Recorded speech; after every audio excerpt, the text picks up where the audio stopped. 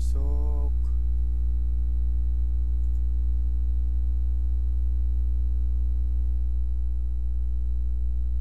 Waktu ini nomor 22. Wah, ada di sini. Waktu ini.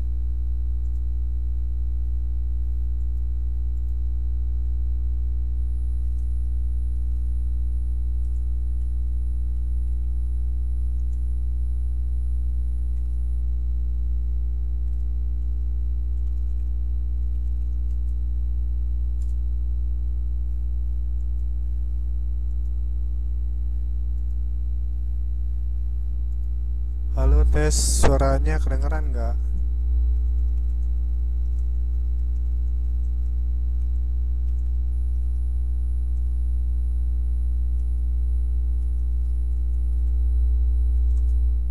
Halo, assalamualaikum. Tes suaranya kedengeran nggak?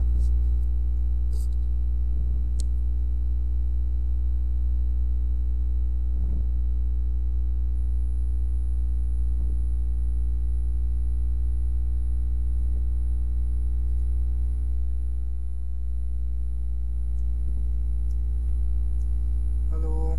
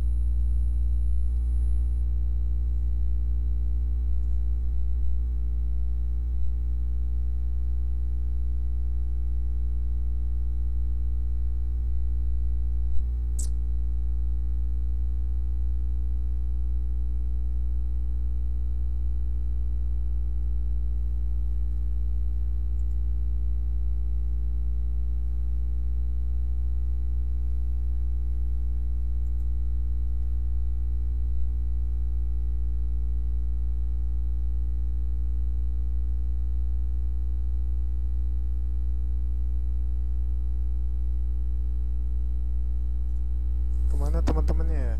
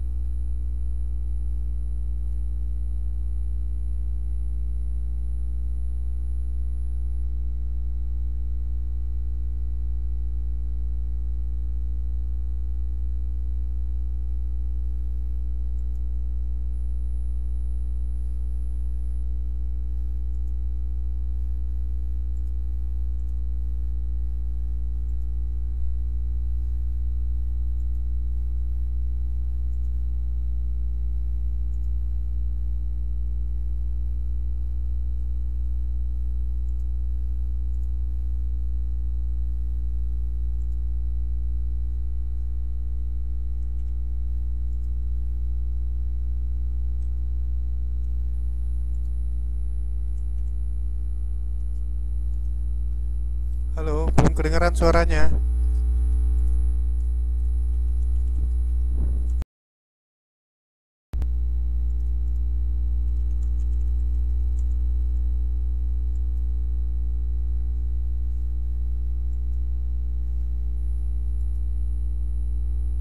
Udah dengar. Oke, Srinani 023.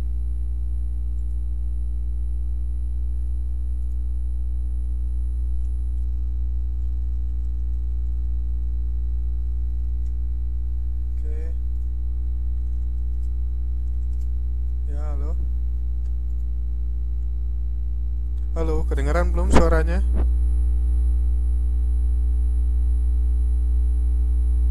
Ada yang belum kedengaran? Ini saya sudah dengar dari tadi ada. Halo, kedengaran nggak? Halo. Oke, tuh kedengaran ya. Iya.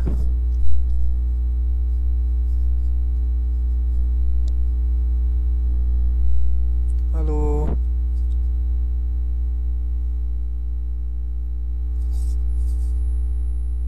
Udah dengar ya suaranya. Ini temannya mana-mana. Kita masih nunggu 5 menit lagi atau 10 menit lagi. 5 menit lagi ya, sampai jam 9:15 ya.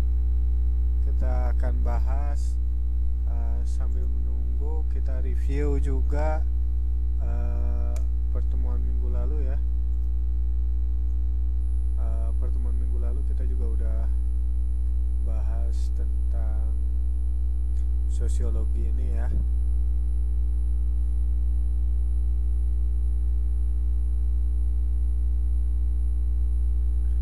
Semuanya kedengaran ya, baru ada 4 orang nih.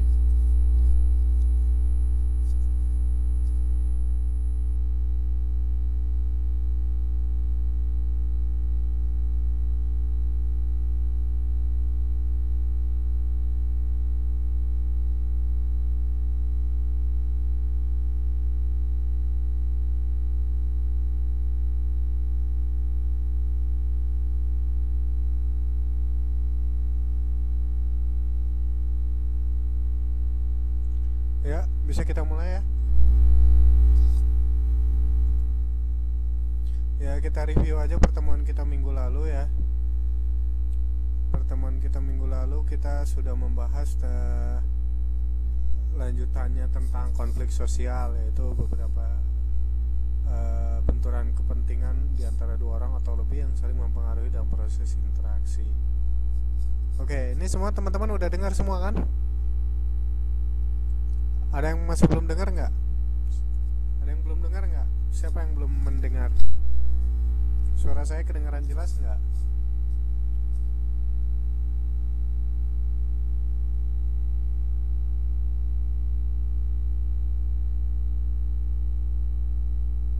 Oke, sambil nunggu teman-teman yang lain 5 menit lagi kita review. Minggu lalu kita membahas tentang konflik sosial. Dan sebenarnya di Indonesia itu rawan sekali untuk terjadinya konflik. Kenapa? Karena di Indonesia banyak sekali suku bangsa ya. Jadi potensial untuk terjadinya konflik sosial itu sangat tinggi. Kenapa? Karena itu tadi ada berbeda-beda kebudayaan di berbeda daerah, yang mana tiap-tiap daerah itu mempunyai kebijakan punya adat istiadat, sistem nilai dan norma yang berbeda-beda. Jadi itu yang bisa menyebabkan terjadinya konflik. Jadi ini pun sekarang yang sedang ramai ya, kalau teman-teman perhatikan berita di internet itu tentang kondisi di tanah air ya. Jadi setelah ada pemilihan presiden, kemudian sekarang itu ada DPR dan MPR, itu ada perbedaan kepentingan politik, kan? Perbedaan kepentingan politik baik lokal maupun nasional. Nah seperti itu. Jadi ada perebutan kursi pemilihan ketua DPR dan pemilihan ketua MPR. Jadi itu yang membuat ada keributan yang bisa menimbulkan konflik di masyarakat. Jadi kita sekarang sudah belajar tentang ini sehingga kita harus mengerti dan memahami pentingnya sosiologi untuk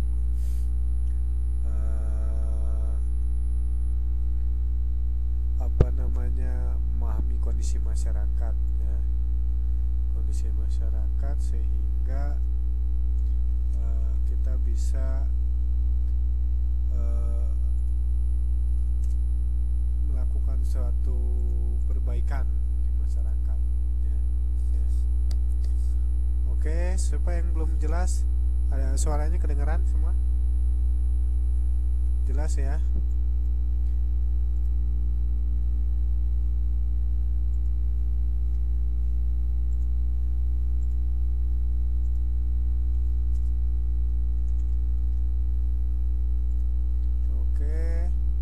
Siapa yang belum kedengeran?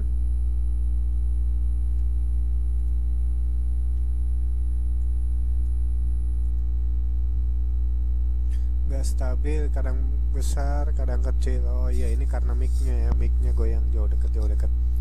Oke, jadi sambil review ini adalah penyebab terjadinya konflik. Kemudian kita lanjutkan ke slide berikutnya. Jadi kita review kembali apa yang sudah kita pelajari. Bentuk-bentuk konflik sosial, dengung ya. Tempat yang lain ada dengungnya nggak? Tempat yang lain, teman-teman yang lain?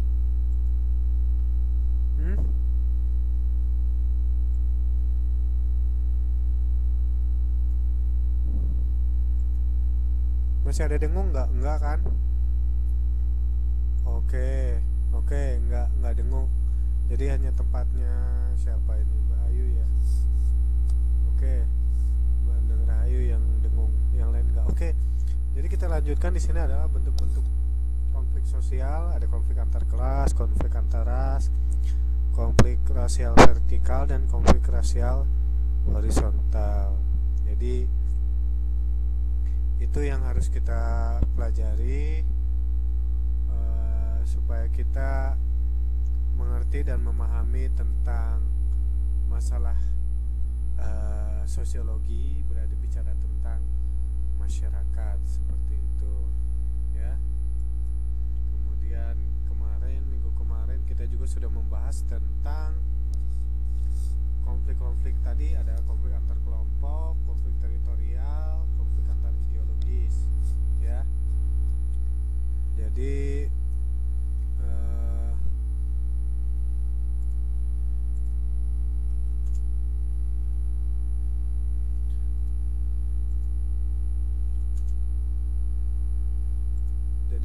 inilah yang sudah kita pelajari selama ini minggu lalu. Jadi mengenal tentang segala macam konflik. Oke, selamat malam yang baru datang. Gak apa-apa, di-tag dulu suaranya kedengeran gak ya? Yang penting suaranya kedengeran ya.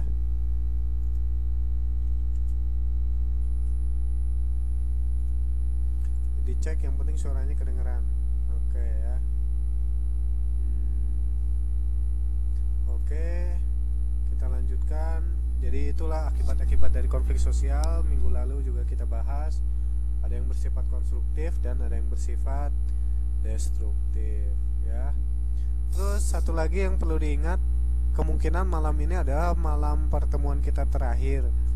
Jadi nanti saya akan memberikan untuk UTS dan UAS. Karena materi untuk semester ini, di tempatnya saya suaranya hilang-hilang.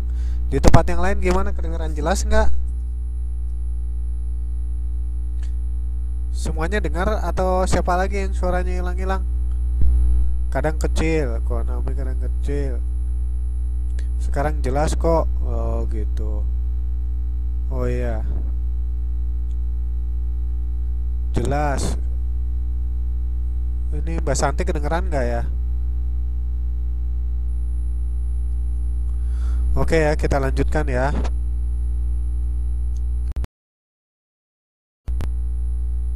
Kadang hilang, kadang ada. Oh iya, oke. Ini mic-nya oke lah. Yang penting kedengeran dulu. Oke, jadi inilah ada akibat akibat dari konflik sosial ya. Jadi akibat dari konflik sosial ini kita lihat ada yang bersifat konstruktif dan ada yang bersifat destruktif. Ini juga sudah kita bahas pada minggu lalu. Kemudian ada bagaimana ketika ada konflik. Ketika ada konflik, maka yang kita lakukan adalah melakukan negosiasi ya. Negosiasi. Ada beberapa jenis negosiasi yang sudah kita kenal. Itu ada kompromi, ada konversi, ada konsiliasi. Itu jenis-jenis daripada negosiasi. Ini umum kalau ada orang berkelahi, ada orang berebut, ada orang ribut kan seperti itu, didamaikan, ada gencatan senjata dan lainnya dan sebagainya ya kan. Seperti itu. Dan selanjutnya kita lanjutkan ke slide berikutnya ya. Slide berikutnya adalah mekanisme kartu pengaman. Ini adalah upaya masyarakat untuk mencegah konflik sosial. Ini contohnya adalah menggunakan pihak ketiga, kemudian menyindir orang yang kurang wajar sehingga mengerem ya kan. Kemudian melakukan pertemuan untuk musyawarah dan mufakat dalam rangka menghindari konflik seperti itu ya. Jadi inilah yang memang kita pahami, kita pelajari minggu lalu juga tentang integrasi sosial. Integrasi sosial adalah proses penyesuaian di antara unsur-unsur yang saling berbeda yang ada dalam kehidupan sosial, sehingga menghasilkan suatu pola kehidupan yang serasi fungsinya bagi masyarakat yang bersangkutan. Seperti itu. Kemudian yang selanjutnya kita sudah membahas tentang bentuk-bentuk integrasi sosial. Jadi ada integrasi keluarga, kekerabatan, integrasi masyarakat, integrasi suku bangsa, integrasi bangsa ya. Ini udah kita bahas minggu lalu. Dan juga kita membahas tentang faktor-faktor pendorong integrasi sosial. Yaitu ada pengorbanan, ada toleransi, ada kemampuan masyarakat untuk ada juga mengakomodasi, dan yang penting diantaranya adalah penghilangan pengkotak-kotakan budaya. Seperti itu. Dan selanjutnya kita lanjutkan ke faktor berikutnya adalah tugas. Oh ini ya tugas yang minggu lalu kan. Silakan teman-teman, untuk yang konflik itu mungkin cuma ada 6 konflik karena teman-teman juga nyari katanya nggak dapat ya. Kita sampai itu kita close saja dulu untuk pertemuan bab 2 ya. Oke, sekarang kita lanjutkan ke pertemuan kita malam hari ini ya. Pertemuan kita malam hari ini adalah kita akan membahas mobilitas sosial. Oke, teman-teman sudah siap belajar semuanya?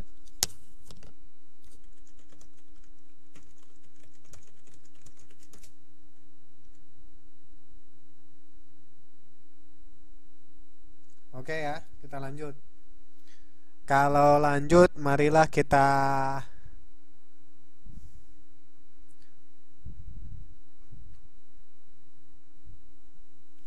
Oke, yang baru datang juga silakan absen dulu siapa namanya, dan dicek soundnya kedengeran atau enggak ya. Siap belajar.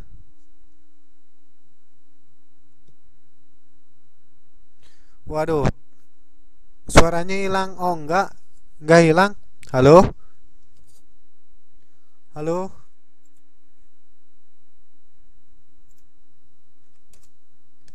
halo, halo. Jelas ada kan? Oke. Oke ya, sekarang kita lanjutkan ya. Kita sebelum mulai belajar malam hari ini, kita akan membahas tentang mobilitas sosial. Kebetulan teman-teman udah terima modulnya semua belum? Sudah ada modulnya?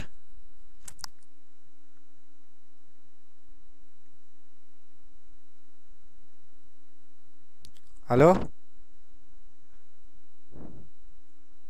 Teman-teman terima modul nggak? Sudah ya, justru saya yang belum. Nggak apa-apa ya. Saya yang belum terima modulnya nggak apa-apa, nanti kita pelajari sama-sama. Mungkin materinya sama aja sih. Saya nggak tahu kalau di modul itu bab berapa, tapi yang jelas kalau di buku SMA Sosiologi SMA ini adalah bab 3. Nanti ya kita pelajari saja. Ya, yang sudah syukur alhamdulillah ya, tinggal dipelajari saja. Oke, sudah siap belajar semua? Kalau sudah siap, marilah kita saksikan film berikut ini. Jadi mari kita saksikan dulu film berikut ini. Teman-teman bisa lihat videonya? Kelihatan layarnya nggak?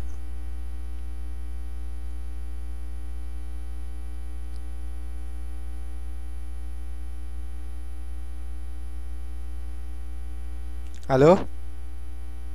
Bisa ya?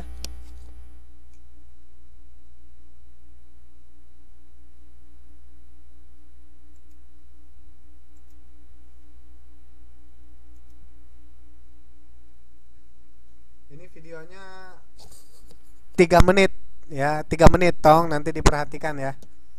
3 menit saja ya, nanti baru kita bahas materinya ya.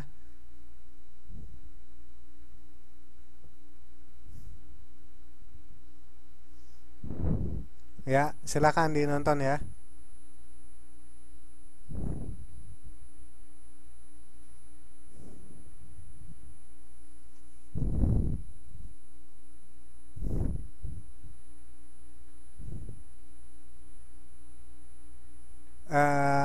Oke, ditunggu deh.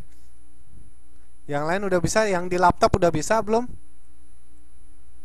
Oh iya, Husnul Fatimah pakai PDA katanya udah kelihatan ya. Nanti apa yang juga bilang bisa. Oke, silakan ditonton ya. Itu videonya 3 menit. Diperhatikan, sambil diperhatikan.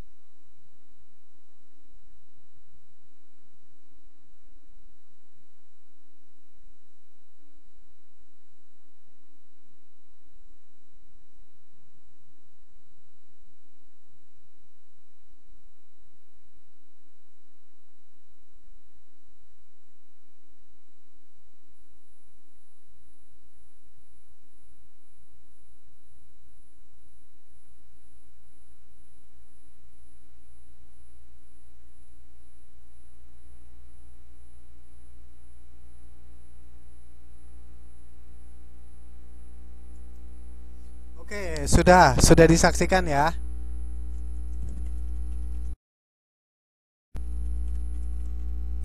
Oke, sudah dilihat videonya. Oke, sekarang kita lanjutkan. Jadi kita membahas tentang mobilitas sosial ya. Nah, jadi kalau kita bicara, oh iya, berhenti gambarnya di tempatmu. Oh, itu berarti faktor internetnya kali ya. Kalau yang di tempat yang lain bisa katanya. Udah selesai. Jadi struktur sosial ya. Jadi mobilitas sosial itu karena ada Oke, kita lanjut. Aduh. Oke, kita lanjut ya. Jadi itu tadi sebuah contoh bagaimana adanya sebuah mobilitas sosial. Jadi mobilitas sosial itu bisa dipengaruhi karena adanya struktur sosial, juga karena ada faktor-faktor lain, bahwa masyarakat itu kan selalu dinamis. Masyarakat itu selalu berubah-ubah. Jadi pada malam ini bab 3 ini kita akan membahas tentang struktur sosial, kemudian kita membahas tentang mobilitas sosial, kemudian faktor-faktor yang mendorong terjadinya mobilitas sosial, kemudian saluran-saluran mobilitas sosial, dan akibat-akibat dari mobilitas sosial. Oke, selamat malam buat yang baru datang. Natalia, oke, selamat malam. Mohon maaf ya, tadi sudah ketinggalan filmnya, nanti mungkin bisa disetel lagi. Nanti kalau ada waktunya udah cukup, nanti kita setel lagi videonya. Jadi yang baru datang dicek aja soundnya, suara saya kedengeran atau enggak. Oke, kita lanjutkan ya. Jadi proses pembentukan struktur sosial ini dipengaruhi oleh, pertama adalah penemuan-penemuan baru dalam hal ilmu pengetahuan dan teknologi. Oke, kemudian adanya hubungan-hubungan sosial yang bersifat kolektif seperti yang terjadi di perusahaan, birokrasi, sistem matrimonial, dan lain-lain dan sebagainya. Kemudian adanya doktrin-doktrin dari paham tertentu seperti Marxisme, humanisme, liberalisme, demokrasi, kapitalisme, dan lain sebagainya. Jadi hal-hal inilah yang bisa membentuk sebuah struktur sosial. Contoh, penemuan-penemuan baru dalam hal ilmu pengetahuan dan teknologi itu akan membentuk struktur sosial. Orang yang punya HP dengan orang yang nggak punya HP itu beda strukturnya. Zaman dulu ya. Kalau zaman sekarang, ya selamat datang buat yang baru masuk ya. Dicek aja suaranya, yang penting kedengeran ya.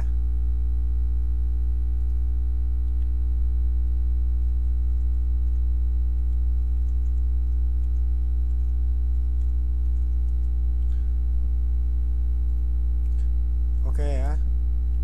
Kita lanjut. Jadi proses pembentukan struktur sosial itu dipengaruhi oleh pengetahuan dalam ilmu pengetahuan dan teknologi ya. Di sini udah jelas bahwa orang punya alat canggih dengan orang yang nggak punya alat canggih berbeda. Orang yang berilmu dengan orang yang tidak berilmu juga berbeda. Itu jelas membentuk struktur sosial. Ya contohnya di Indonesia kan udah jelas. Seorang yang nggak sekolah dengan yang sekolah itu pasti beda kan. Itu pasti ada struktur sosial di situ. Kemudian hubungan-hubungan sosial yang bersifat kolektif seperti yang ada di perusahaan, birokrasi, sistem matrimonial. Ini sistem matrimonial ini adalah sistem pernikahan. Jadi kayak contohnya di Indonesia itu sistem pernikahannya gimana? Kalau di Padang perempuan ngelamar laki gitu kan. Itu adalah salah satu contoh sistem matrimonial yang akhirnya akan mempengaruhi hubungan-hubungan sosial yang akan membentuk struktur sosial itu tadi. Makanya untuk di Padang itu karena laki yang dilamar, jadi perempuan itu melamar laki-laki, bukan laki melamar perempuan. Begitu. Di Padang itu memang kebanyakan agamanya Islam, tapi itu memang adatnya seperti itu. Itu udah adat budayanya sana ya, nggak diganggu gugat lah. Memang sih secara adat begitu. Jadi kalau secara Islam laki yang harus ngelamar, tapi kalau secara adat perempuan yang harus melamar. Jadi begitu. Itu saja sih bedanya. Sebenarnya ya beda lah kita, makanya kalau menyatukan antara agama dan budaya ya seperti itulah. Oke, kita lanjutkan. Jadi adanya doktrin-doktrin paham tertentu seperti marxisme, humanisme, liberalisme, demokrasi, dan kapitalisme. Ini jelas akan membentuk struktur sosial. Ya kayak demokrasi akhirnya ada anggota dewan dan bukan anggota dewan gitu kan. Ada humanisme, ada marxisme. Kalau marxisme kan kayak perbandingan antar kelas, ada kelas proletar dan kelas borjuis gitu kan. Kalau borjuis itu ada orang-orang kaya, proletar itu adalah masyarakat miskin. Itu yang disebut oleh marxisme. Itu adalah bentuk-bentuk daripada struktur sosial yang dibentuk. Ya itu dibentuk karena itu, karena paham-paham seperti itu. Oke, sampai situ tadi ada pertanyaan nggak? Sampai sini ada pertanyaan nggak?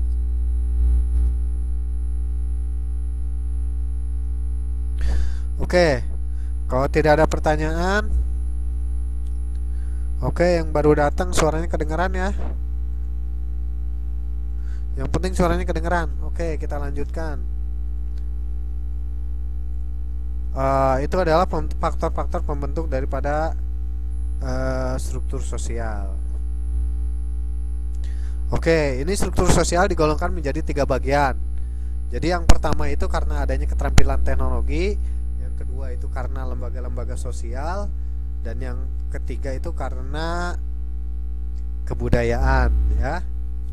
Keterampilan teknologi itu merupakan seperangkat cara-cara yang dipergunakan oleh manusia untuk mengolah dan memanfaatkan lingkungan alam yang ada di sekitarnya untuk keperluan hidup manusia. Jadi ya itulah prinsip dari teknologi, itu kan membantu manusia dalam memecahkan permasalahan kehidupannya. Kemudian adanya lembaga-lembaga sosial. Jadi lembaga-lembaga sosial merupakan alat yang diperlukan untuk mempertahankan keterlibatan hubungan-hubungan sosial yang telah mapan, seperti keluarga, undang-undang yang mengatur tentang kepemilikan barang, kemudian ada yang disebut dengan konstitusi politik dan sebagainya. Itu adalah merupakan bentukan daripada lembaga-lembaga sosial.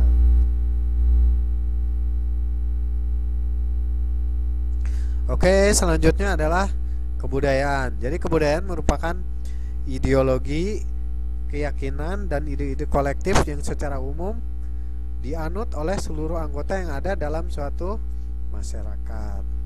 Jadi ini struktur sosial yang bisa dibagi. Jadi struktur sosial itu dibagi karena ada kebudayaan, karena ada teknologi, dan karena ada lembaga-lembaga sosial ya.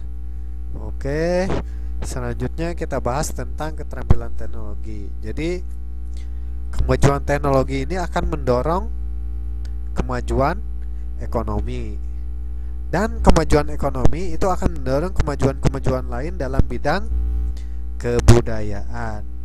Oke, untuk yang soal slide nomor 5 ini, silakan saya yang mau memberi contoh untuk poin nomor 1, bahwa kemajuan teknologi akan mendorong kemajuan ekonomi. Yang mau memberi contoh silakan. Siapa?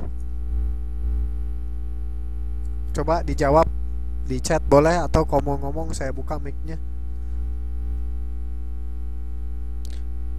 Oke, Neng Tia, apa yang saya buka mic-nya ya. Kemajuan teknologi akan mendorong kemajuan ekonomi. Silakan dipasang mic-nya gimana? Udah dipasang belum? Ya. Jadi berikanlah contoh mengenai struktur sosial yang terkait dengan keterampilan teknologi, bahwa kemajuan teknologi akan mendorong kemajuan ekonomi. Contohnya apa? Oke, silakan. Siapa tadi? Apeng ya? Udah saya buka mic-nya, coba dicek soundnya. Halo? Ya, teman-temannya dengerin nggak? Halo dulu, tes-tes gitu. Oke, kalau di saya suaranya kedengeran tuh. Temennya jawab, udah dengar. Oh iya, udah, oke, udah dengar. Silakan, silakan.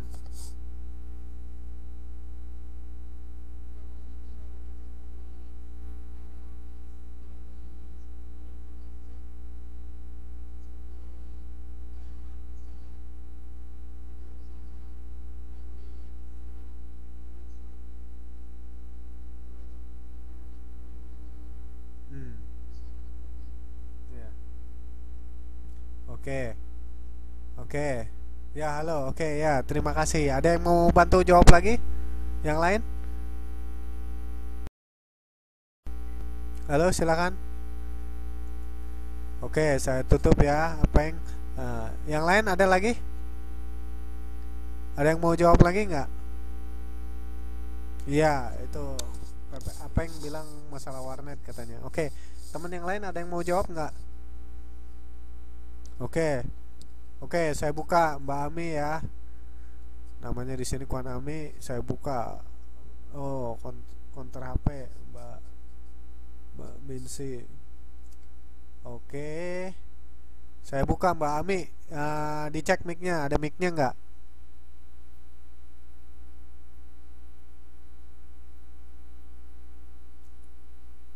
Halo, halo.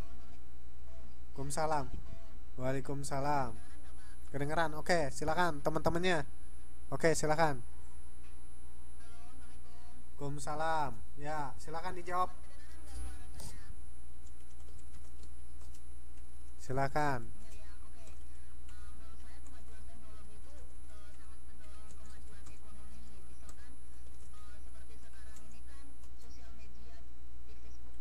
Hmm.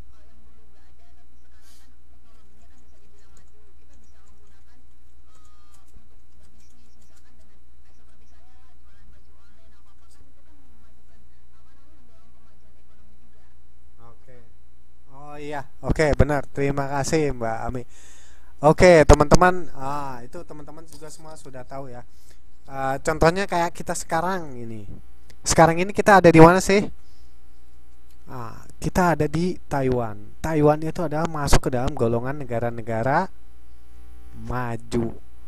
Posisinya ya Amerika, Jerman, Eropa ya, Inggris apa, Taiwan, Jepang itu di Asia itu. Kalau di Asia ya di Asia Jepang, Taiwan dan Korea Selatan itu adalah negara-negara dengan teknologi yang maju. Dan kita bisa lihat di sini mereka dengan teknologinya itu ekonominya maju. Makanya mereka menjadi negara kaya. Mereka akan menemukan teknologi-teknologi baru kemudian menjualnya ke negara-negara lain. Ini bukti bahwa kemajuan teknologi akan mendorong kemajuan ekonomi.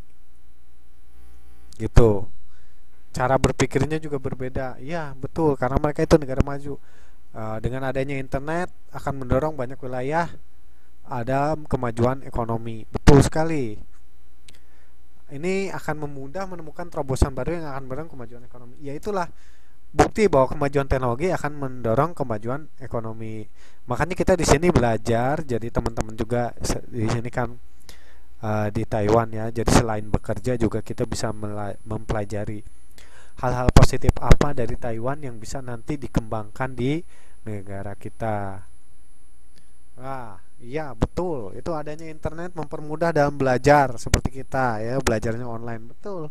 Ini bukti. Jadi dengan kemajuan teknologi akan memajukan kemajuan ekonomi. Oke, sekarang poin yang nomor 2. Untuk yang menjawab poin nomor 2, bisa kemajuan ekonomi akan mendorong kemajuan-kemajuan dalam bidang kebudayaan. Ya, ada HP bisa komunikasi, betul. Itu kan bagian dari perangkat teknologi dan ya. Jadi gini, ketika teknologi maju, maka ekonomi maju. Ketika ekonomi maju, itu akan mendorong kemajuan-kemajuan di bidang kebudayaan. Kenapa? Karena gini, ekonomi yang maju biasanya didukung oleh teknologi yang maju. Contohnya kayak Taiwan. Taiwan itu tiap berapa bulan sekali itu ada libur, ya kan? Kemudian ada yang namanya festival-festival, ya kan? Mereka itu di Taiwan sini kan sering sekali ada festival. Jadi festival apa namanya dulu, misalnya Dragon Boat Festival, tahu kan? Seperti itu karena dia akan menjaga kemajuan dalam bidang kebudayaannya. Mereka akan menghargai kebudayaannya. Kenapa? Karena pekerjaan mereka sudah dibantu oleh teknologi, maka mereka akan memiliki banyak waktu untuk mempelajari kebudayaan. Itu kuncinya. Seperti itu.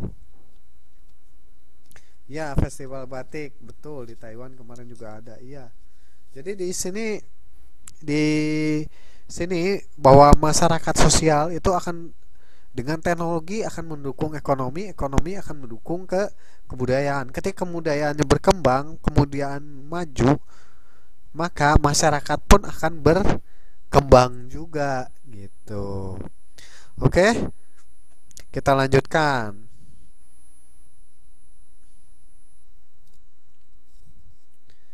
Jadi tadi kan sudah disebutkan bahwa ada 3 yang terkait dengan struktur sosial ya. Yang pertama adalah teknologi, yang kedua adalah lembaga-lembaga sosial. Jadi sebentar.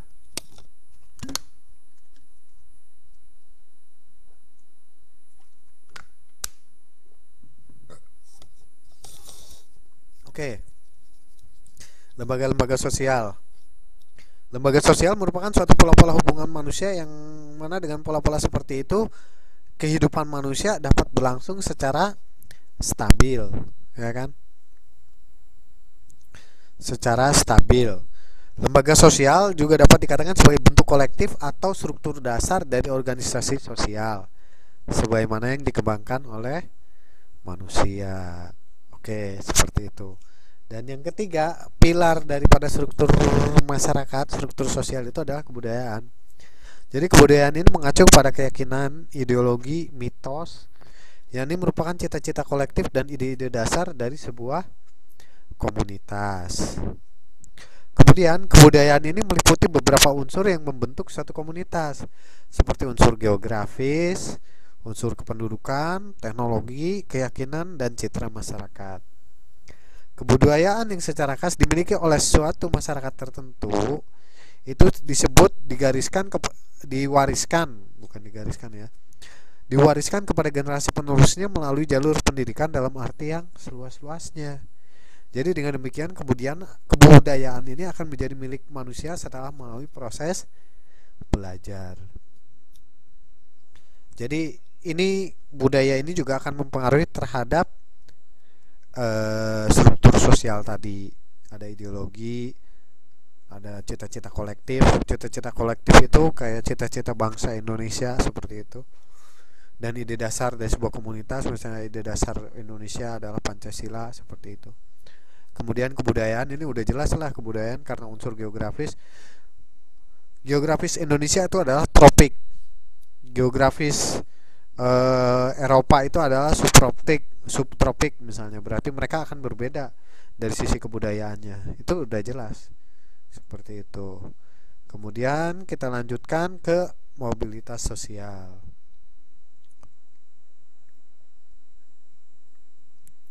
Jadi tadi sudah dicontohkan dalam sebuah film tentang mobilitas sosial ya. Mungkin yang baru datang tadi belum nonton, nanti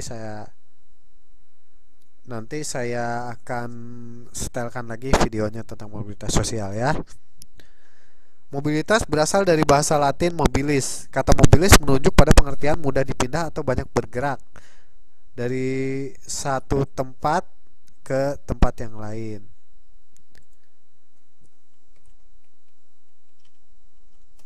Ya. Mobilitas sosial itu dipandang memiliki pengertian yang sama dengan istilah gerakan sosial atau perpindahan sosial. Nah, tapi jangan salah, pengertian gerakan sosial di mobilitas sosial dengan gerakan sosial yang kadang dipahami di masyarakat sama yang sekarang ini lagi rame di Indonesia itu berbeda. Karena ada anggapan gerakan sosial itu adalah gerakan social movement. Jadi kayak people power, kayak demonstrasi. Nah, itu adalah gerakan sosial juga. Tapi itu bukan demonstrasi, gerakan sosial yang itu yang sedang kita bicarakan. Karena yang kita bicarakan di sini gerakan sosial itu adalah perpindahan sosial gitu. Mobilitas sosial dapat diartikan sebagai perpindahan seseorang atau sekelompok orang dari suatu kelas tertentu menuju kelas sosial yang lain, dari satu daerah tertentu menuju daerah yang lain, seperti itu ya. Itu jadi ini pengertian mobilitas sosial yang harus dipahami. Mobilitas sosial dapat diartikan sebagai perpindahan seseorang atau sekelompok orang dari satu kelas sosial tertentu menuju kelas sosial yang lain, dari satu daerah tertentu menuju daerah yang lain. Oke? Ada pertanyaan nggak? Sampai sini ada pertanyaan? Terlalu cepat nggak? Karena ini adalah pertemuan kita terakhir. Mobilitas sosial, transmigrasi itu sebenarnya bagian dari mobilitas sosial ya. Nanti akan kita bahas. Nanti akan kita bahas ya. Nah, karena gini, ini kita sudah 8 kali pertemuan perhitungannya. Jadi ini adalah pertemuan ke-8, berarti pertemuan terakhir. Dilihat saja di jadwal pelajarannya ya. Yang sudah punya jadwal nanti tolong dicek ulang. Belum 8 atau udah kan, kalau di sini dilihat di Oktober minggu kedua. Oke, kita lanjutkan. Ya, baru 6 kali, memang betul 6 kali. Kenapa? Karena September minggu pertama dan keduanya dianggap sudah pertemuan ketika tatap muka September itu. Begitu ya. Oke, kita lanjut. Mobilitas sosial dapat terjadi secara horizontal maupun secara vertikal. Jadi, mobilitas sosial horizontal merupakan perpindahan seseorang atau sekelompok orang yang bersifat sederajat. Mobilitas sosial horizontal merupakan perpindahan seseorang atau sekelompok orang yang bersifat sederajat, sedangkan mobilitas vertikal adalah perpindahan seseorang atau sekelompok orang dari status sosial atau kedudukan sosial yang lebih rendah menuju status sosial atau kedudukan sosial yang lebih tinggi. Ini contohnya kan, saya kasih gambar ini. Dulunya dia OB misalnya, karena dia rajin segala macam dia jadi bos. Nah, ini adalah mobilitas sosial vertikal, perpindahan seseorang atau sekelompok orang dari status sosial atau kedudukan sosial yang lebih rendah menuju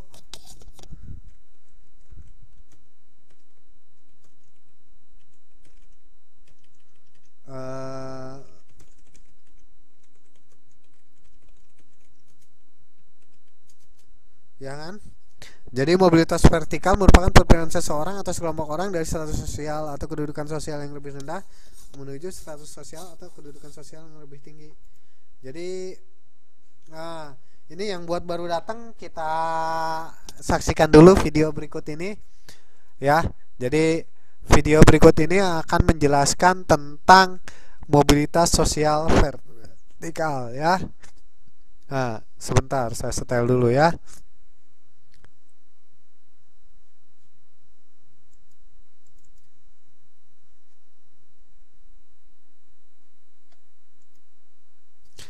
Teman-teman kelihatan nggak videonya?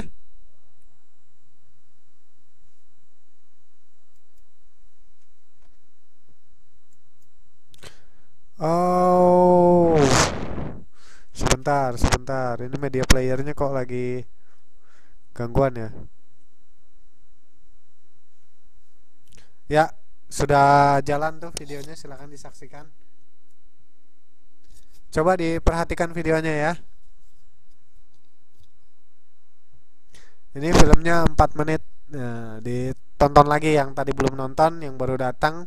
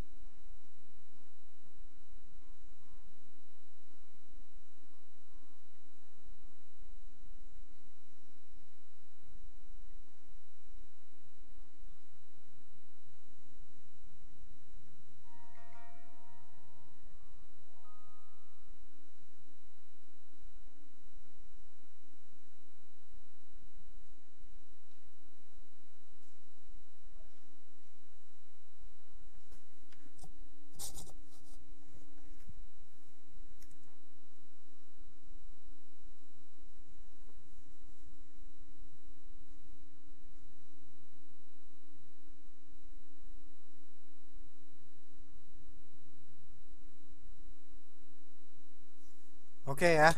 Sudah ditonton videonya kan?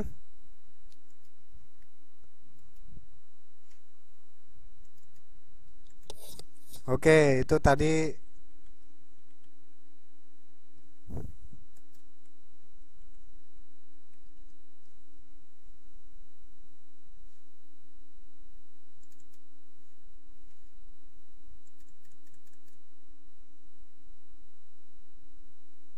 Halo, kedengeran nggak? Halo, teman-teman dengar nggak? Iya, sudah selesai. Oke, jadi itu ada salah satu contoh daripada eh, ini tadi mobilitas sosial vertikal. Nah, jadi kalau di gambar ini saya contohkan, ini ada OB yang akhirnya karena rajin dia kerja semangat, misalnya diangkat jadi karyawan, asalnya OB jadi supervisor, dari supervisor akhirnya diangkat jadi manajer dan seterusnya. Nah itu, jadi ini adalah contoh daripada berubahnya status sosial dari rendah ke tinggi. Itu adalah mobilitas sosial vertikal seperti itu. Oke. Kemudian di sini kita lanjutkan contoh mobilitas sosial. Nah, di sini tadi udah teman-teman udah sempat bilang ada transmigrasi. Betul bahwa contoh-contoh mobilitas sosial ini seperti ini. Uh, Mutasi kerja dari kantor satu menuju kantor lain, perpindahan penduduk dari desa ke kota, itu urbanisasi. Bedaul desa, perpindahan penduduk antar wilayah dalam satu negara, transmigrasi, dan perpindahan penduduk antar negara, imigrasi.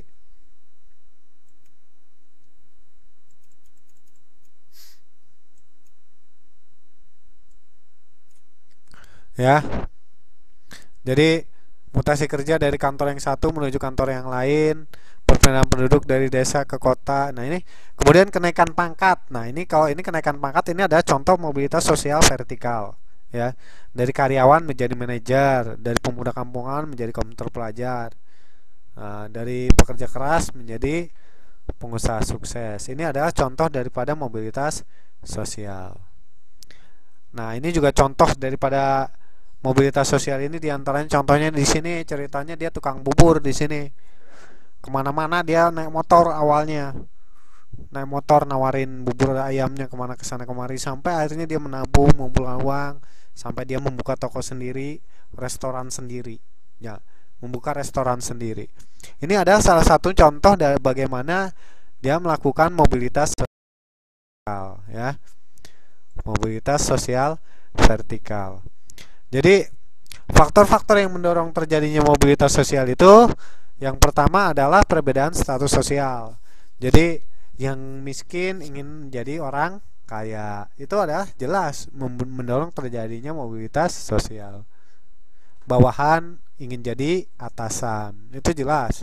Kemudian perbedaan status ekonomi, kan jelas. Ini orang yang nggak punya duit dengan orang yang punya duit, itu jelas. Dari pengangguran jadi bisnismen, itu jelas. Kemudian faktor yang mendorong yang lainnya adalah masalah-masalah kependudukan. Ini mobilitas sosial jelas. Kenapa sih tiap habis lebaran Jakarta diserbu orang dari kampung berbondong-bondong pada pergi ke Jakarta, urbanisasi? Kenapa? Ya itu karena ada masalah kependudukan. Di kampung nggak ada kerjaan, di kampung nggak terima duit. Lah, duit yang berputar di Jakarta semua, makanya orang pada pilih ke Jakarta. Kenapa? Nyari duit di sana, kan begitu. Itu karena ada masalah kependudukan. Kemudian yang berikutnya yang bisa menjadikannya mobilitas sosial, terjadinya situasi politik yang tidak menentu. Ini contohnya kayak ada konflik. Situasi politik tidak menentu itu konflik. Contohnya konflik antar pendukung lah, pasti ya, misalnya antar satu hal ke yang lain. Ya betul, itu contoh mobilitas vertikal, dari buruh tani jadi juragan padi, betul. Ini situasi politik yang tidak menentu itu bisa menjadikan terjadi mobilitas sosial. Sebagai contoh, kita lihat tragedi yang terjadi di Irak, ISIS, Suriah, ya kan? Mereka karena ada masalah politik gitu antara ISIS dengan pemerintahannya, mereka berperang, itu kan akhirnya konflik, perang, dan akhirnya mereka melakukan mobilitas sosial yang disebut dengan pengungsi, ya kan, ngungsi keluar dari sana. Oh iya, ini mobilitas sosial juga nih, dari pengangguran di kampung jadi TKW di sini, ya kan? Jadi TKW nanti dari sini jadi TKW nanti pulang ke Indonesia jadi pengusaha, buka home industry atau buka warung naica, ya kan, dan sebagainya, ya kan. Nah, itu semua. Ah, itu yang jualan kambing kemarin tuh Idul Adha, ya kan. Dari penggembala kambing sekarang jadi juragan kambing buat Idul Adha, ya kan. Nah, itu udah jelas. Jadi itulah bahwa ini yang mendorong orang melakukan mobilitas sosial. Nggak mau selamanya dia ada di bawah. Siapa sih yang mau selamanya jadi orang miskin? Nggak kan. Sama karyawan juga begitu. Dari tukang judi cuci baju jadi bos laundry. Iya kan, karena ya itulah cita-cita, itulah mimpi-mimpi yang harus diwujudkan, yang harus diperjuangkan. Bahwa makanya teman-teman sekarang ikut belajar pakai C juga salah satunya adalah akan membuka pemandangan pemikiran, memberikan pemahaman, ya kan. Untuk sebagai bekal untuk kehidupan di masa depan. Seperti itu, gitu. Jadi faktor yang mendorong mobilitas sosial diantaranya adalah ambisi pribadi. Ya, ambisi pribadi yaitu apa? Contohnya, contohnya ingin ingin jadi ketua partai, ya kan, ingin jadi ketua ormas atau apa, itu kan ambisi misalnya. Sebelumnya dia ada di kampung, di daerah, akhirnya dia pindah ke Jakarta karena kalau ingin jadi pejabat harus di Jakarta. Nah, dia akan melakukan mobilitas, berpindah dari kampungnya ke Jakarta misalnya. Kemudian hal-hal lain yang menjadinya mobilitas sosial, motif-motif keagamaan. Nah, ini udah jelas lah. Rasulullah aja dulu mencontohkan ada yang dinamakan hijrah. Nah, itu buat yang beragama Islam, ya kan. Makanya Islam itu dikenal dengan tahun Hijriah. Hijrah itu apa? Pemerintah Rasulullah hijrah dari mana? Dari Mekah ke Madinah. Nah, itu kan mobilitas sosial. Kenapa? Karena Rasulullah pergi tidak sendiri, tapi dia bersama umatnya pergi ke sana, ya kan. Itu motif keagamaan. Itu jelas. Ini adalah contoh-contoh yang mendorong adanya mobilitas sosial. Oke, sampai sini ada pertanyaan? Ada pertanyaan nggak? Silakan yang mau bertanya dulu.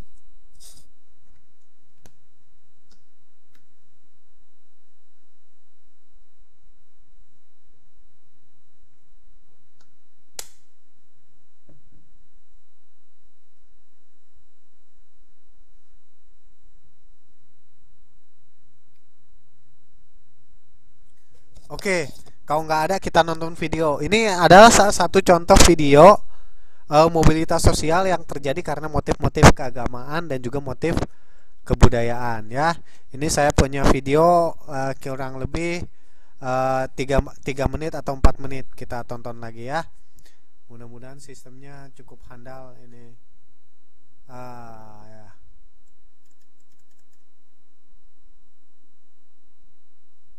Oke, di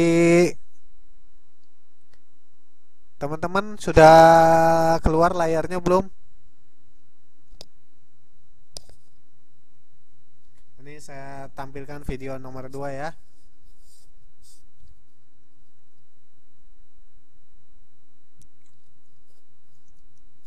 Ternyata ini cuma 3 menit saja.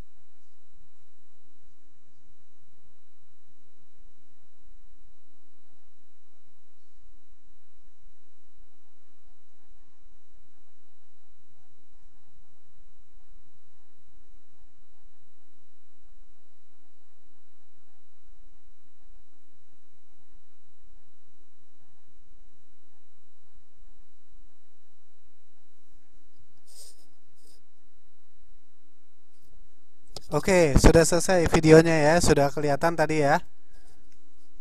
Oke, teman-teman sudah lihat videonya kan tadi?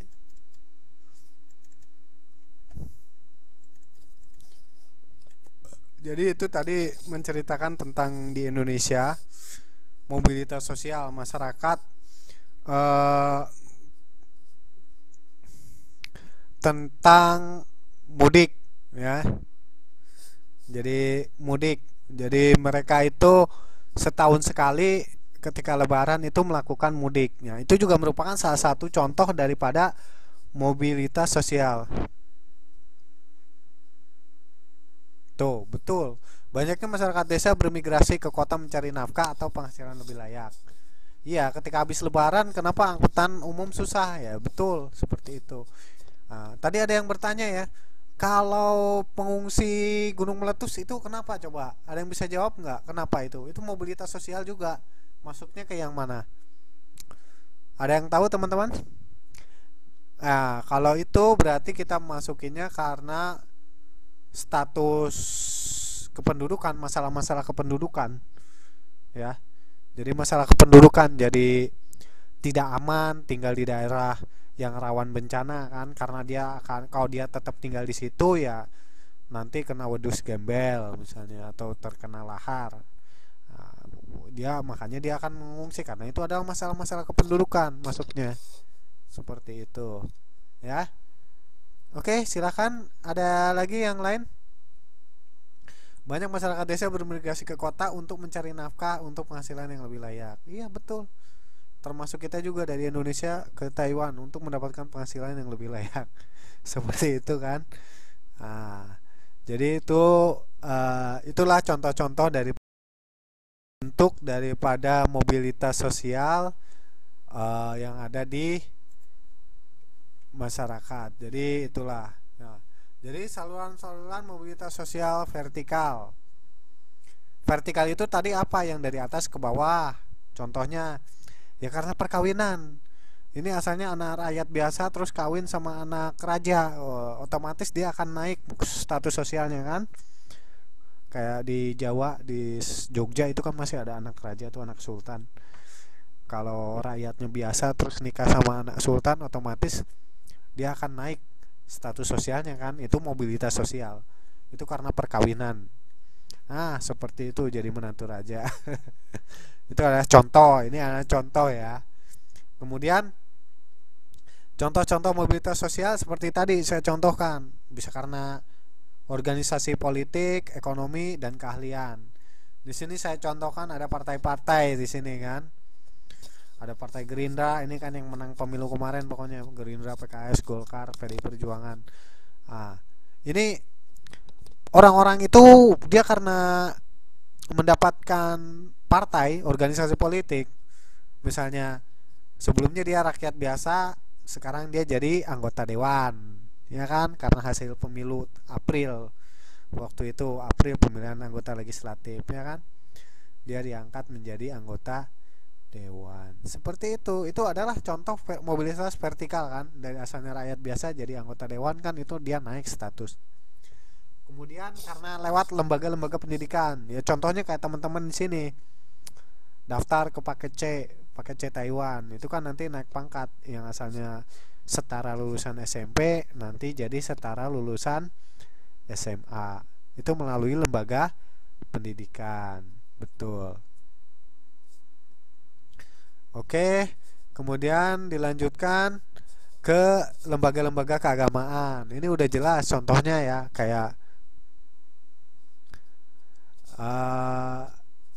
oke, kita lanjut ya.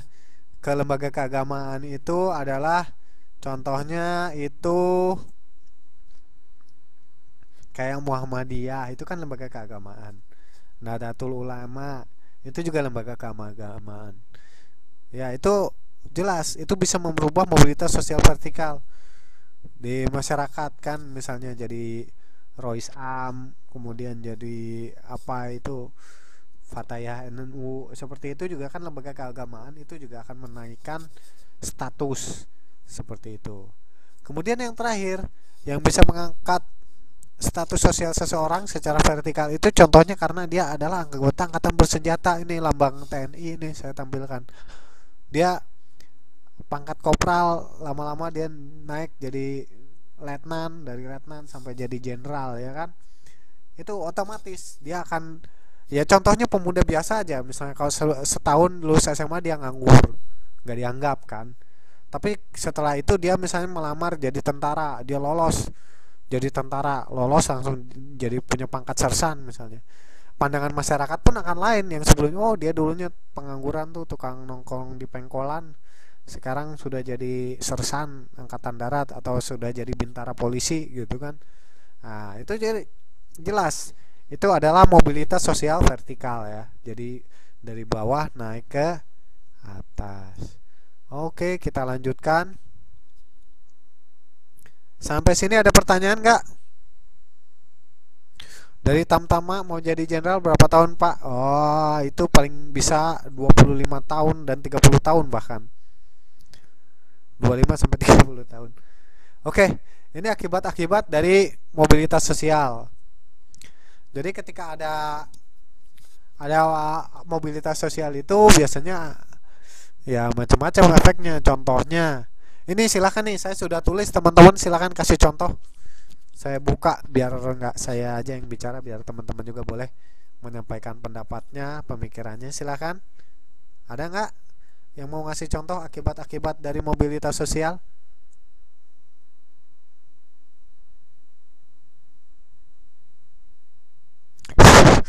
Waduh, 20 tahun tetap aja jadi tamtama. Oh iya. Cara cepat untuk naik pangkat di ABRI juga sama ya, di TNI itu kalau melalui pendidikan umum. Misalnya, ya dia ikut universitas terbuka misalnya. Jadi dari sersan dia bisa langsung jadi letnan. Ya, dari sersan bisa jadi letnan kalau dia ikut universitas terbuka, lulus jadi lulusan S1 gitu kan. Karena di TNI standar lulusan S1 itu adalah pangkatnya itu adalah letnan. Contohnya aja adalah AKABRI ya kan, Akademi Angkatan Bersenjata Republik Indonesia. Anggota AKABRI itu dia kan setara D3 D4, dia kuliah selama 3 tahun, 4 tahun mengalami pendidikan. Lulus SMA, terus pendidikan 4 tahun, begitu keluar dia langsung letnan. Nah, seperti itu. Oke, begitu saja ceritanya. Kita lanjutkan. Ini pertanyaan saya coba dijawab dulu ya. Akibat-akibat dari mobilitas sosial, siapa yang mau kasih contoh? Konflik antar kelas sosial, konflik antar kelompok sosial, konflik antar generasi, konflik sosial, status, dan konflik peran. Contohnya silakan.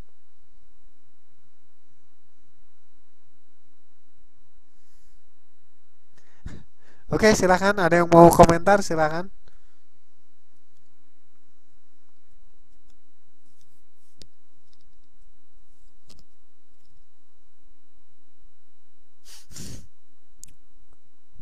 Oke, ada yang mau memberi contoh nih akibat-akibat dari mobilitas sosial?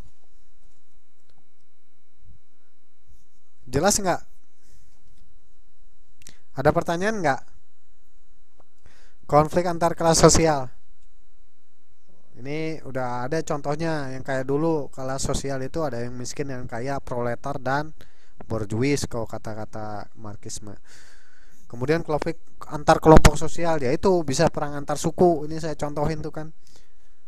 Ya kayak di Papua kadang ada kecemburuan sosial antar penduduk asli dengan penduduk pendatang. Itu kan karena mobilitas sosial. Karena ada penduduk transmigrasi masuk ke situ misalnya, dengan penduduk lokal yang ada di situ. Itu bisa jadi konflik. Itu bisa jadi konflik antar kelompok sosial. Konflik antara buruh dan majikan. Oh, itu biasa. Di mana-mana begitu, di perusahaan-perusahaan ada aja.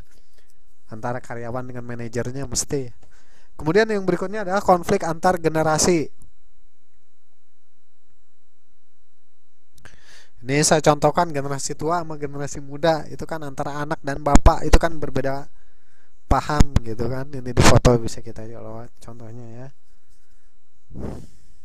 Betul. Itu konflik antar generasi, antara kakek dengan cucu misalnya, itu jelas. Itu karena berbeda generasi ya, mungkin karena akan mempengaruhi juga. Itu kan mobilitas sosial juga akan menimbulkan itu. Kemudian konflik status dan konflik peran. Kalau konflik peran ini bisa contohkan ya, kayak contohnya. Oh iya, menantu gugat mertua. Oh, kok tega ya? Itulah. Itu konflik antar generasi, betul. Gara-gara game anak sendiri sampai dibunuh. Oh iya, banyak lah kasus-kasus seperti itu. Ya itulah masuk ke dalam masalah-masalah sosial ya.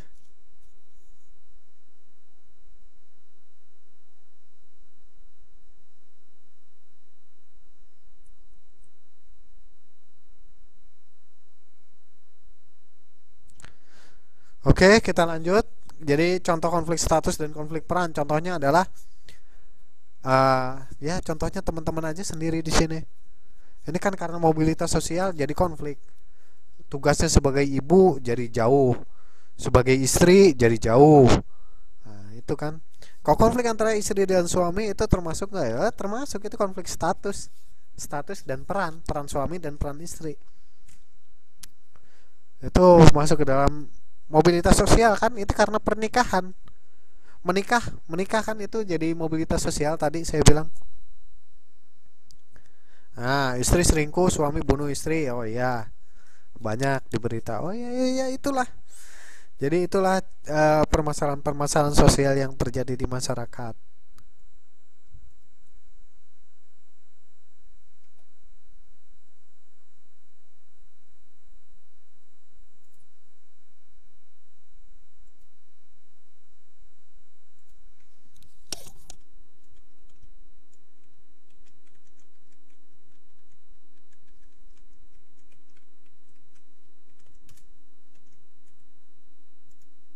Oke. Oke.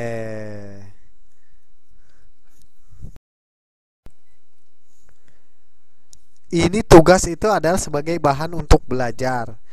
Jadi nanti kalau ketika ujian, kalau tugasnya dikerjakan, itu ada hasil belajarnya. Jangan sampai teman-teman nanti mau ujian nggak tahu jawabannya karena nggak pernah dikasih tugas.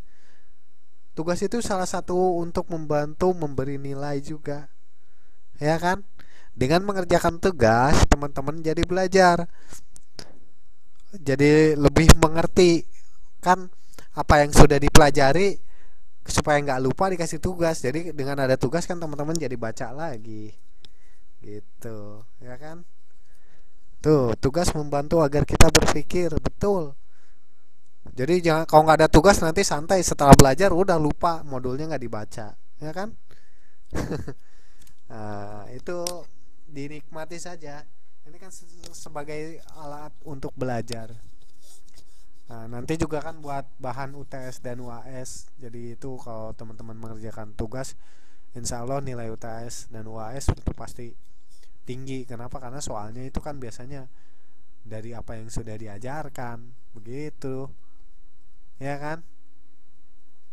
Oke, silakan sampai sini ada pertanyaan?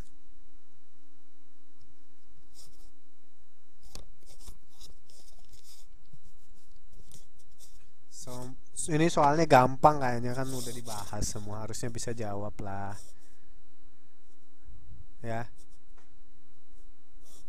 Oke.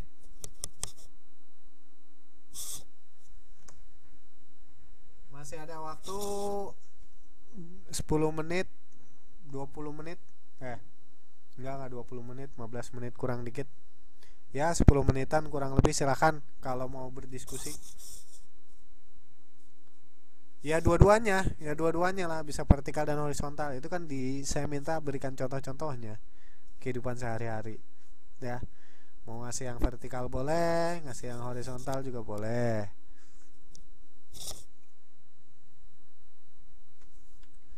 Oh iya, jangan khawatir.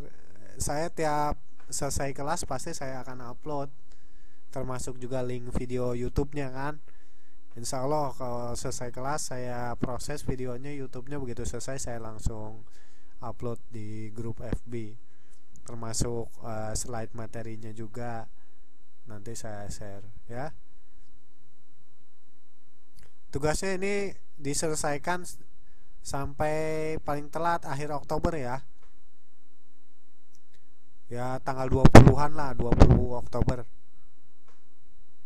2 minggu lah, 2 minggu. Ya, biar nggak terlalu berat, waktunya bisa diatur. Ya, 2 minggu ya tugasnya ya.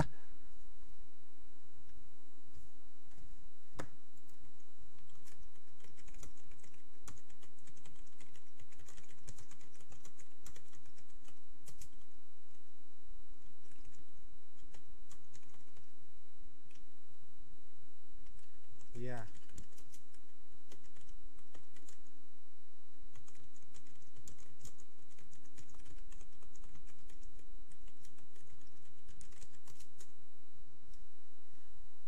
Oh iya, ada yang mau kasih contoh akibat konflik antar kelompok sosial. Ya, silakan.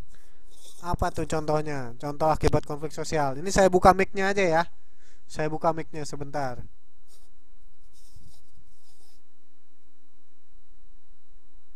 Oke, udah, silakan dicek mikrofonnya, dites. Teman-temannya dengerin ya.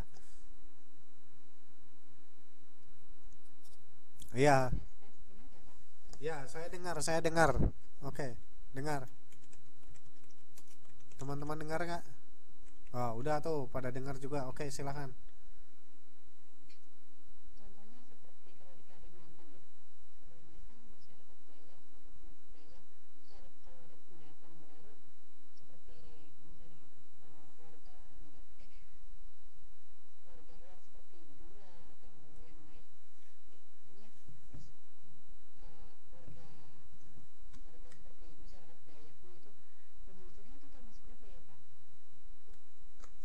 Ya, itu termasuk konflik. Ya, antar kelompok sosial. Ya, betul. Itu termasuk itu contohnya.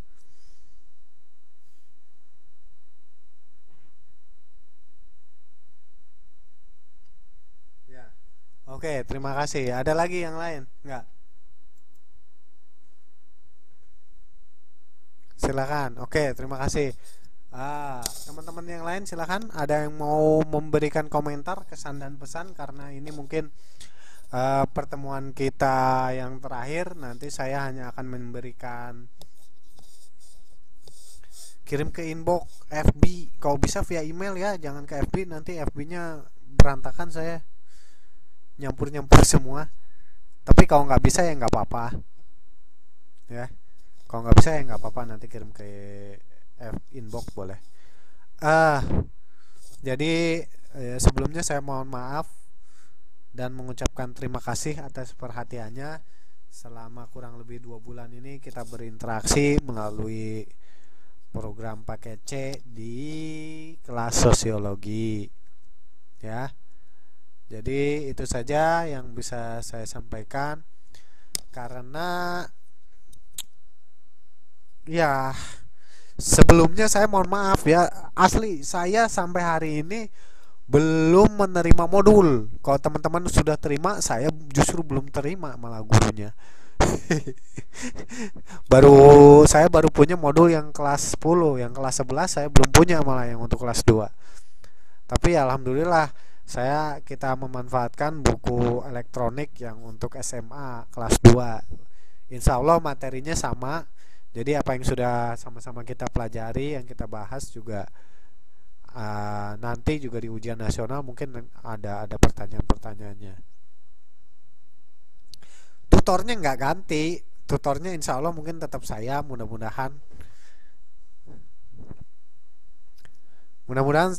tutor semester depan tetap saya, jadi kita bisa ketemu lagi.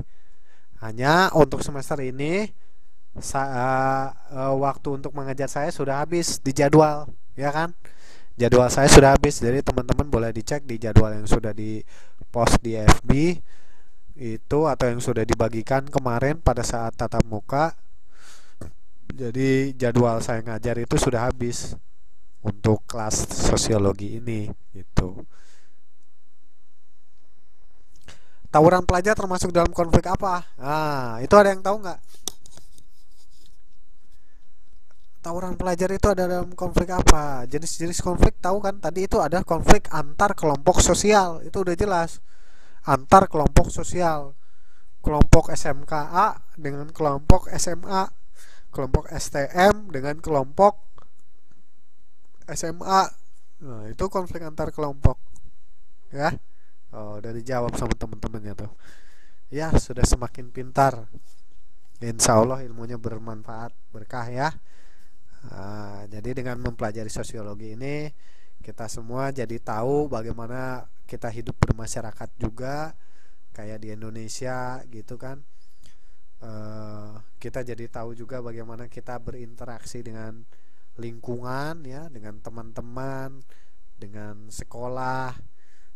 Kalau yang kuliah itu misalnya dengan sesama mahasiswa, dengan sesama ke dosen, kemudian kalau di masyarakat itu di lingkungan RT RW. Ya, kita juga bisa melakukan mobilitas sosial di situ, baik vertikal maupun horizontal, ya kan? Ada yang pindah dari kampungnya Indramayu terus ke Taiwan. Ada juga ya mobilitas sosial juga yang asalnya nggak sekolah terus ikut sekolah gitu.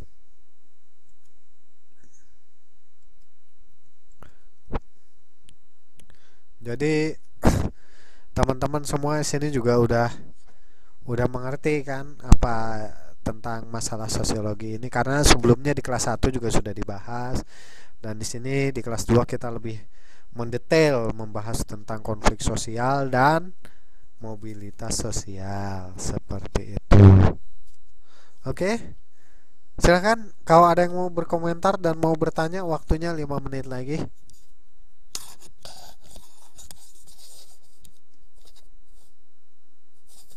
Atau mau nonton video lagi?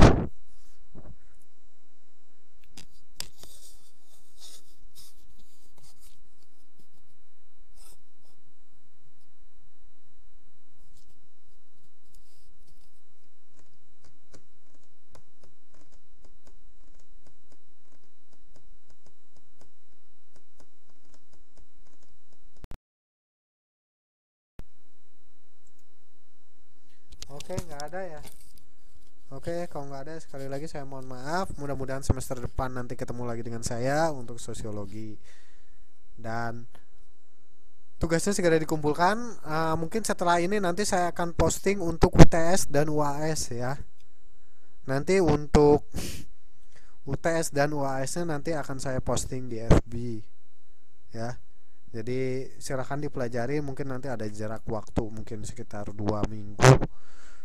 Ya tunggu aja nanti saya tanyakan juga dengan panitia dengan admin di paket C-nya. Saya juga masih menunggu konfirmasinya. Kemungkinan sih UTS harusnya bulan November ini ya. Akhir Oktober ini bisa untuk UTS. Nanti untuk UAS-nya di Desember. Ya, mungkin dari pertengahan November lah, pertengahan November atau awal November nanti saya posting untuk soalnya. Karena bahasa Indonesia itu udah diposting soalnya ya.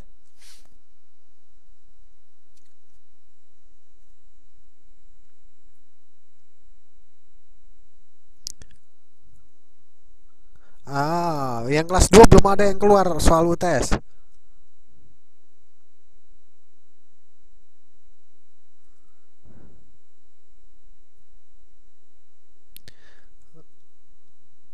Oh, belum ya. Udah oke, nggak ada masalah. Coba dilihat teman-teman buka modulnya. Daftar isi modul dong. Boleh diskusi sebentar. Modulnya katanya ada 6 bab ya. Bab 1 sampai bab ada 10 ya. Bab 1 sampai bab 4 sampai bab 6 ya. Ada berapa bab? Coba dilihat modulnya ada berapa modul? Modul 1 sampai modul 6.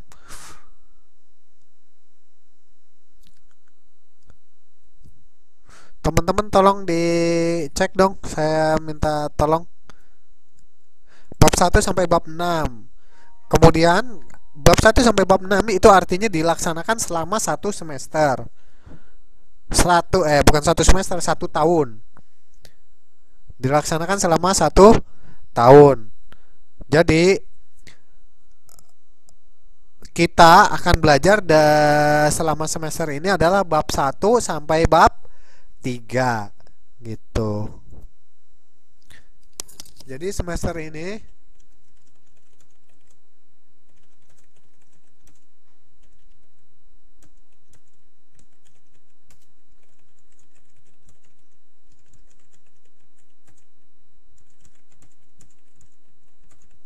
Ya, tolong kasih tahu sebentar saya dong.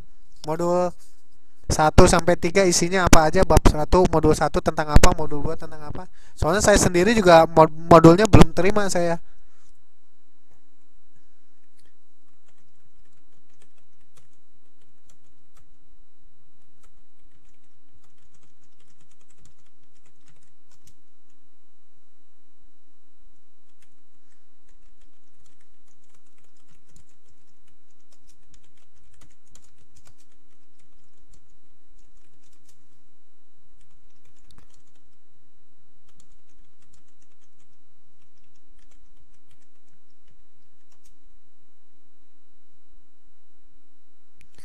Ya, teman-teman yang sudah ada modulnya minta tolong ya. Ditulis bab 1 studi stratifikasi sosial. Oke. Yang bab 2-nya tentang apa?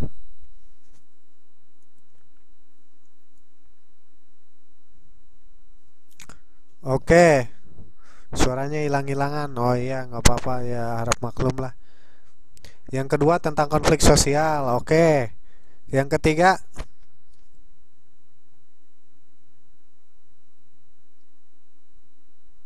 mobilitas sosial. Ah,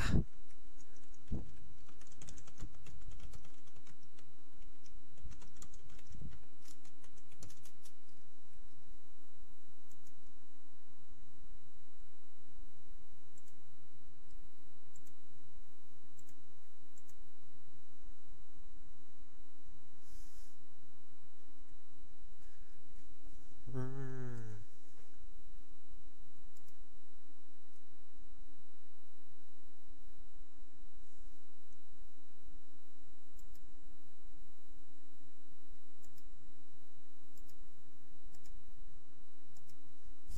Oke lah. Kalau materinya pas ya syukur alhamdulillah. Jadi teman-teman tinggal download aja yang sudah dipost di Facebook, dipelajari ya. Slide-nya.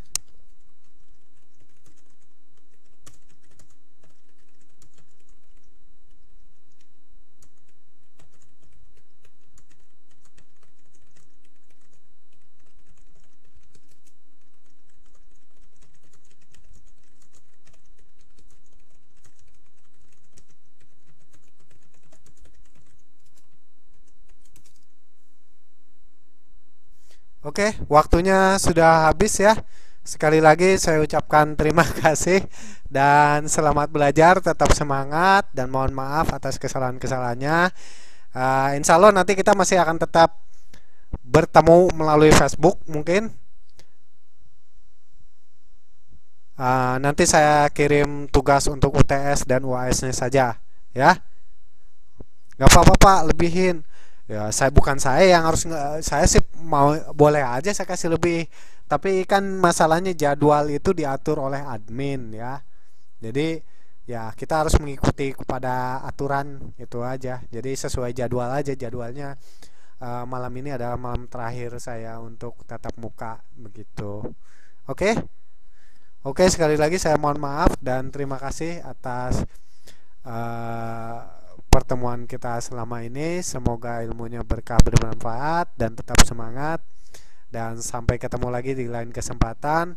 Nanti saya post UTS dan UTS di Facebook. Dikerjakan ya. Oke, terima kasih. Sampai bertemu kembali lagi di kesempatan lain. Selamat istirahat. Buat yang masih bekerja, silahkan dilanjutkan bekerjanya. Selamat malam. Wassalamualaikum warahmatullahi wabarakatuh.